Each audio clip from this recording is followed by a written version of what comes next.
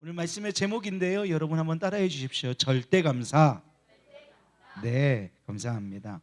오늘은 다니엘 우리 말씀을 읽었고요. 다니엘에 대한 말씀을 잠시 나누도록 하겠습니다. 여러분, 다니엘은 어릴 때부터 바벨론의 포로로 끌려온 사람이지요. 그래서 이 바벨론이라고 하는 이방 땅에서 평생을 살아야 했던 사람입니다. 이 다니엘에게는 상황적으로만 살펴보면 감사보다는 원망과 불평이 더 자연스러운 환경이었습니다. 왜냐하면 바벨론이라고 하는 곳은 그가 살던 곳의 언어와 음식과 문화와 모든 면에서 낯설고, 또한 낯설 뿐만 아니라 오히려 하나님을 대적하는 환경에 있었기 때문입니다. 하지만 이 다니엘의 인생을 우리가 돌아보면, 제가 지난 금요일 우리 함께 말씀을 증거하고 보았던 요셉의 일생을 보는 것 같이, 하나님께서는 로마서 8장 28절의 말씀처럼 우리가 알거니와 하나님을 사랑하는 자 곧 그의 뜻대로 부르심을 입은 자들에게는 모든 것이 합력하여 선을 이루는 그 놀라운 은혜를 요셉이 누렸듯이 오늘 이 다니엘도 누리게 되는 것을 발견하게 됩니다. 다니엘은 포로로 끌려온 열악한 상황 속에서도 주변 사람들 사이에서도 굉장히 두각을 나타내는 존재였습니다. 그래서 그는 일평생 왕의 보좌관으로 지방 총독을 거쳐서 바벨론 느부갓네살 왕, 벨사살 왕, 또 메대 나라의 다리우스 왕, 그리고 바사의 고레스 왕 치하에서 총리를 역임합니다. 지금 조금 어려워졌어요. 자, 다시 한번 설명을 드릴게요. 바벨론의 느부갓네살 왕, 벨사살 왕, 기억하셔요? 바벨론의 느부갓네살 왕, 벨사살 왕, 그 다음에 메데라고 하는 나라의 다리우스 왕, 그리고 그 다리우스, 이 메데를 통합하는 바사라는 나라, 우리가 아는 페르시아입니다. 이 페르시아의 고레스 왕의 치하에서 세 개의 나라 4명의 왕을 거치는 동안 총리를 역임한 사람이에요. 아주 입지전적적인 인물입니다. 왕이 바뀌고 나라가 바뀌는 급변하는 세상 속에서도 다니엘은 합력하여서 선을 이루시는 하나님의 은혜를 맛본 사람이었습니다. 여러분, 만일 다니엘이 포로인 자신의 신분과 상황을 한탄하면서 분노와 원망에만 사로잡혀 있었다면 어땠을까요? 상상해 보기 싫지만, 그러나 다니엘은 요셉이 마찬가지로 자신의 신분과 상황을 한탄하면서 분노에 자신을 내어주지 않고 하나님과 동행하기를 선택했듯이, 요셉이 그랬듯이 이 다니엘도 하나님을 선택하는 믿음의 사람이었습니다. 다니엘서 1장 8절의 말씀을 보니까 다니엘은 뜻을 정하였다고 고백하고 있어요. 뜻을 정해서 세속에 물들지 않고, 그러면서도 어느 위기 상황에 있더라도 감사의 조건을 찾으려고 했던 사람이 다니엘이었습니다. 여러분, 지난 주일 오후 말씀 혹시 기억나시나요? 하나님의 이름을 망령되이 일컫지 말라. 그런데 우리가 너무 수비적으로 하나님의 이름을 망령되이 일컫지 않는 거에만 집중하다 보면 안 되고, 오히려 공격적으로 어떻게 해야 한다? 하나님의 이름을 영광스럽게 만드는 일에 집중하면 이 일은 자연히 따라온다. 기억나십니까? 그래서 최고의 수비는 뭐다? 공격이다. 이 말씀을 드렸던 기억이 나요. 여러분, 다니엘도 꽤나 공격적인 인물이었습니다. 그래서 다니엘은 어떻게 하면 이 포로 생활에서 살아남을까를 고민하기보다 공격적으로 내가 이 삶을 통하여서도 어떻게 하면 하나님께 영광을 높여드리고 하나님의 이름을 높여드릴 수 있을까를 고민했던 사람이었습니다. 그리고 이 공격 무기가 무엇이었냐면 감사였다는 것입니다. 한번 따라해 보실까요? 감사. 네, 이 감사가 다니엘의 아주 명중률 높은 공격 도구였습니다. 여러분, 우리가 다니엘서 2장을 보면 다니엘과 다니엘의 세 친구들, 우리가 잘 알고 있는 대로 사드락, 메삭, 아벳느고가 느부갓네살 왕의 꿈을 맞추고 해몽하지 못하면 죽을 위기에 처해 있었습니다. 그때 다니엘은 하나님께 기도하고 하나님이 보여주신 환상을 통해서 꿈 내용을 알게 됩니다. 이 느부갓네살이 참 악독해요. 왜 그러냐면 요셉의 꿈 해몽을 기억하시죠? 요셉의 꿈 해몽은 바로 왕이 요셉을 비롯한 그때 당시의 점술가나 그때 당시의 박수들에게 얘기해줘요. 내가 어떤 꿈을 꾸었다. 근데 이 꿈이 무슨 뜻인지를 모르겠다. 그냥 해석을 해봐라. 근데 해석하는 자가 없다가 요셉이 나타나서 꿈을 해석하는 거거든요. 근데 다니엘의 꿈 해몽은요, 이게 느부갓네살 왕이 나 꿈 꿨거든? 근데 니네가 그렇게 똑똑하다며? 그럼 그 꿈도 니네가 알아야지. 꿈도 설명을 안 해주고 꿈 해몽을 하라고 하는 거예요. 그러니까 이거 누가 알 수 있겠어요? 오직 하나님만이 알려주시는 것이죠. 하나님만이 알려주실 수 있는 거예요. 그래서 이 꿈 해몽을 하게 되는데 그것을 알려주신 하나님께 기도하는 장면이 다니엘서 2장 23절에 나옵니다. 제가 오늘 다니엘의 두 가지 감사를 살펴볼 건데요. 이게 첫 번째 감사예요. 자, 다니엘서 2장 23절 말씀 우리 함께 읽도록 하겠습니다. 다 같이 시작. 나의 조상들의 하나님이여, 주께서 이제 내게 지혜와 능력을 주시고 우리가 주께 구한 것을 내게 알게 하셨사오니 내가 주께 감사하고 주를 찬양하나이다. 곧 주께서 왕의 그 일을 내게 보이셨나이다 하니라. 아멘. 다니엘은 오늘 이렇게 고백하고 있어요. 하나님께서 자신에게 지혜를 주셨다, 힘을 주셨다, 그리고 우리가 기도했던 모든 것을 응답하여 주셨다. 왕의 비밀을, 왕의 그 꿈을 내게 알게 하셨다 라고 고백하면서 그가 어떻게 했다? 내가 주께 감사하고, 내가 주께 어떻게 했다? 감사했다. 여러분, 이 다니엘의 감사기도 첫 번째는 응답된 기도에 대한 감사입니다.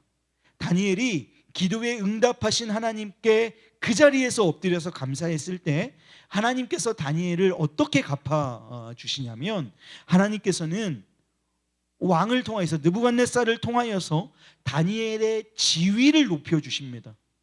여러분, 물론 감사가 항상 이런 결과물, 공식처럼 이런 결과를 도출해내는 것은 아닙니다. 또한 이런 결과를 바라면서 감사하는 것은 또한 바른 동기도 아닙니다. 하지만 다니엘은 높은 지위를 바라지 않았고 하나님은 감사했던 다니엘의 지위를 높여주셨음은 자명한 사실입니다.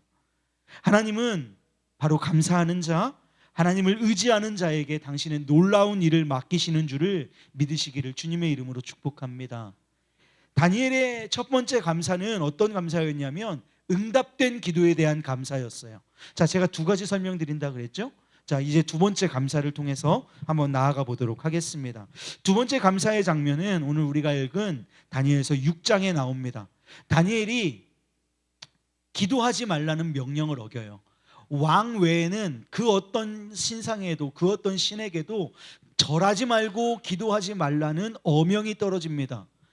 그 어명을 변개할 수 없다는 이유로 왕의 조서에 도장이 찍혀요. 이건 변개할 수 없는 것입니다. 이 도장이 어디에도 나오냐면 이 에스더가 왕 앞에 나아갈 때 이스라엘 족속을 멸족시켜라 라고 하는 것에 도장을 찍거든요. 같은 의미입니다. 도장을 찍어요. 변개할 수 없는 거예요. 자, 오늘 말씀 우리 한번 보세요. 그때 다니엘이 어떻게 했는지를 한번 보십시오. 6장 10절 말씀에 다니엘이 이 조서에 왕의 도장이 찍힌 것을 어떻게 했다? 알았다. 그럼에도 알고도 자기 집에 돌아가서 윗방에 올라가 예루살렘으로 향한 창문을 열고 어떻게? 전에 하던 대로 하루 3번씩 무릎을 꿇고 기도하며 그의 하나님께 감사하였더라. 여러분, 이게 뭐 지금 감사할 게 있어요? 지금 죽게 생겼잖아요. 지금 그리고 올라가서 기도하면 죽는 거잖아요. 사자굴에 던져지는 거잖아요. 근데 뭐 감사할 게 있다고 하나님께 감사해요? 여러분 한번 보세요. 제가 이 말씀을 살펴보면서 참 우리가 여러 가지로 우리의 삶에 있어서 우리의 신앙을 타협하는구나 라는 생각을 했던 기억이 있습니다. 뭐냐면 자기 집에 돌아가서는 첫 번째, 윗방에 올라가. 꼭 굳이 그렇게 위에 올라가서 사람들 다 보이게 해야 됐을까? 첫 번째. 두 번째, 예루살렘으로 향한 창문을 열고, 창문 닫는다고 그 방향 아닐까? 두 번째.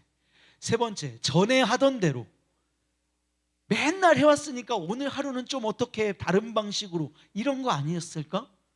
근데 다니엘은 윗방에 올라가 예루살렘으로 향한 창문을 열어 제키고 전에 하던 대로 하루 3번씩 무릎을 꿇어가면서 기도하며 그의 하나님께 감사했다고 고백하고 있습니다. 여러분, 이 다니엘이 전혀 감사할 상황이 아닌 거죠. 그의 인생의 가장 위험한 시기를 지금 맞이하고 있는 것입니다. 대부분 우리를 포함해서, 저를 포함해서 많은 사람들은 어려운 상황에서 원망한 조건들을 찾기 바쁩니다. 또 감사하지 않을 만한 제목들을 찾기에 바쁘지요. 내가 왜 이렇게 불평할 수밖에 없는지, 내가 왜 화를 낼 수밖에 없는지 이유와 조건을 나열하기에 급급합니다. 여러분, 그러나 오늘 성경의 다니엘은 전혀 감사할 수 없는 위기의 상황과 풍파의 시기에도 감사를 선택한 줄로 믿습니다. 여러분, 감사는 선택입니다. 의지적으로 선택해야 하는 거예요. 저는 이 다니엘이 이런 상황 속에서 어떻게 감사할 수 있었을까를 묵상하다가 2가지 정도의 내용을 정돈해 볼 수 있었어요. 먼저는 다니엘이 감사할 수 있었던 이유는 이런 거예요. 사자굴에 들어가게 생겼잖아요. 사자굴 속엔 누가 있어요? 사자가 있어요. 그것도 굶주린 사자가 있어요. 여러분, 그런데 다니엘의 입장을 한번 생각을 해보면 그 사자굴에 있는 사자들이나 이 땅에서 지금 나를 모함해서 죽이기 위한 그 사람들이나 그 사자나 이 사자나 별반 다를 게 없는 거예요. 그러니까 저기도 사자 여기도 사자면 하던 거 계속 하자라는 생각이 들었을 법 하더란 말이에요. 사자굴에만 사자가 있는 게 아니라고요. 지금 나를 물어뜯고 나를 죽이기 위해서 모함하고 나를 이렇게 공경에 처하게 만드는 그들도 굶주린 사자같이 나를 공격하고 있는 거잖아요. 그러니까 저 사자굴이나 이 사자굴이나 똑같으면 나는 그냥 전에 하던 대로 하나님께 감사하며 경배하련다라는 마음이 들 법했을 것 같다라는 것입니다. 또 한 가지 다니엘이 감사할 수 있었던 이유는 다니엘의 감사가 절대 감사였기 때문입니다. 오늘 말씀의 제목이 뭐였죠? 절대 감사였습니다. 앞에 보았던 느부갓네살의 꿈을 알려주신 것에 대한 감사는 응답받은 기도에 대한 감사였어요.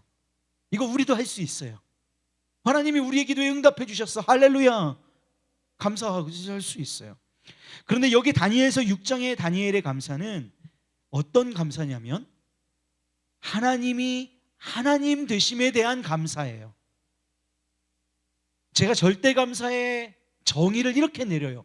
하나님이 하나님 되심에 대한 감사가 절대 감사라고 하는 거예요. 그래서 절대 감사는 하나님께서 내 기도에 응답하시든지 응답하시지 않든지 상관이 없어요. 하나님의 응답이 내 삶에 긍정적이든지 부정적이든지 상관이 없어요. 왜냐하면 절대 감사는 오늘 우리가 찬양한 것처럼 하나님은 항상 옳으시고 하나님은 항상 선하시고 모든 것을 합력하여 선을 이루시는 하나님이 하나님 되심에 대한 감사가 절대 감사이고 다니엘의 감사가 그 감사였기 때문입니다. 사랑하는 여러분, 우리가 역경이 오고 환난이 올 때 더더욱 필요한 감사는 절대 감사인 줄로 믿습니다.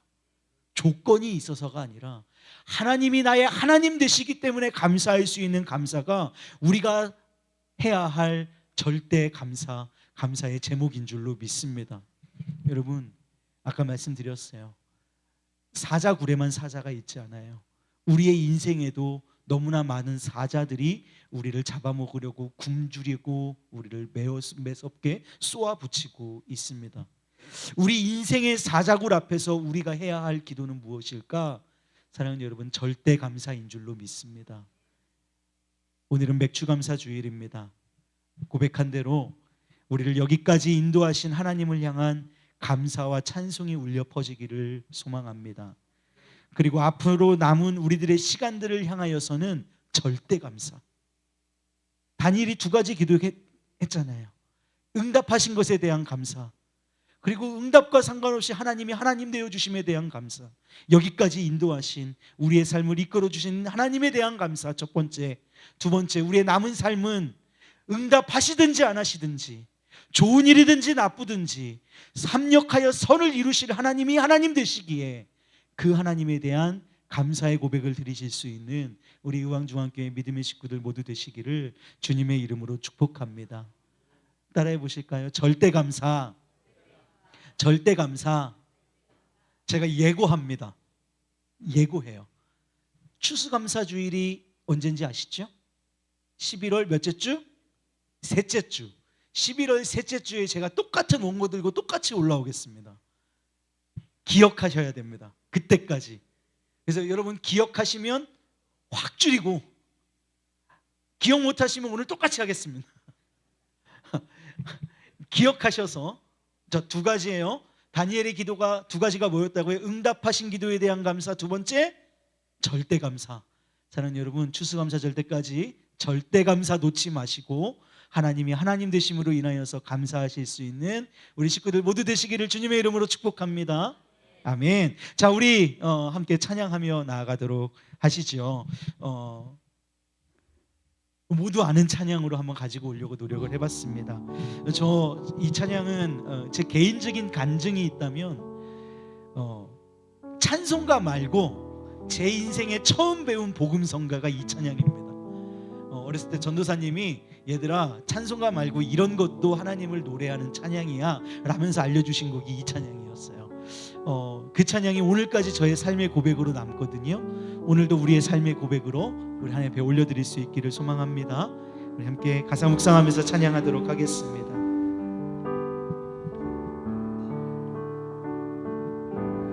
아침 안개 눈앞 가리듯 나의 약한 믿음 의심 쌓일 때 부드럽게 다가온 주의 음성 아무것도 염려하지 마라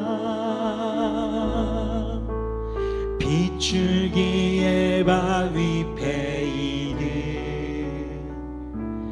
나의 작은 소망 사라져갈 때 고요하게 들리는 주의 음성 내가 너를 사랑하노라 외로움과 방황 속에서 주님 앞에 나아갈 때에 위로하시는 주님 나를 도우사 상한 나의 마음 감싸주시네 십자가의 목련로서 주의 크신 사랑 알게 하셨네 주님께 감사하리라 언제나 주님께 감사해 아침 안개 눈앞 가리듯 나의 약한 믿음 의심 쌓일 때 부드럽게 다가온 주의 말씀 아무것도 염려하지 말라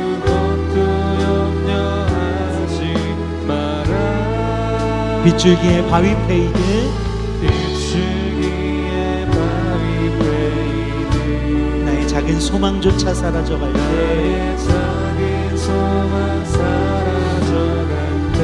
우리의 심중 깊숙한 곳에 고요하게 들리는 오늘 주께서 여러분들에게 고백하고 계세요.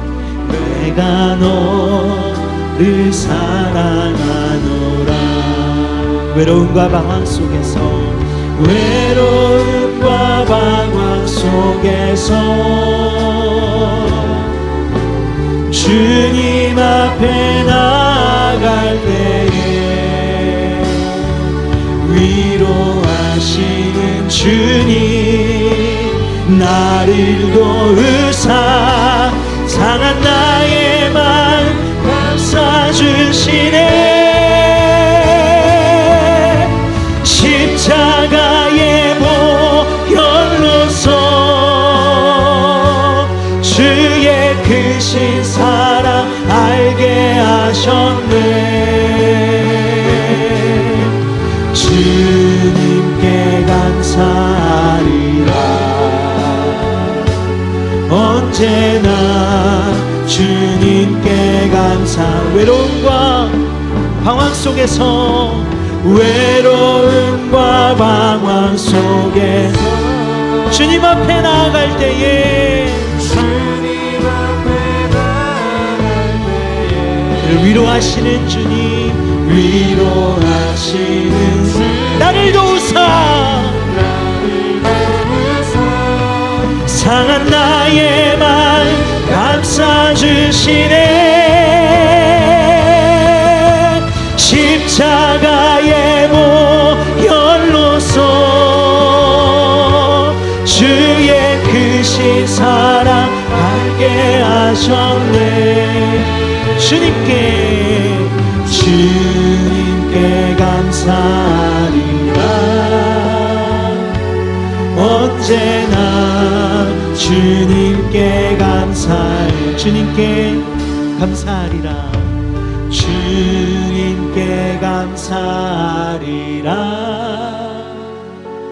언제나 주님께 감사하리라. 마지막으로요. 주님께 감사하리라. 주님께 감사하리라. 언제나 주님께 감사해.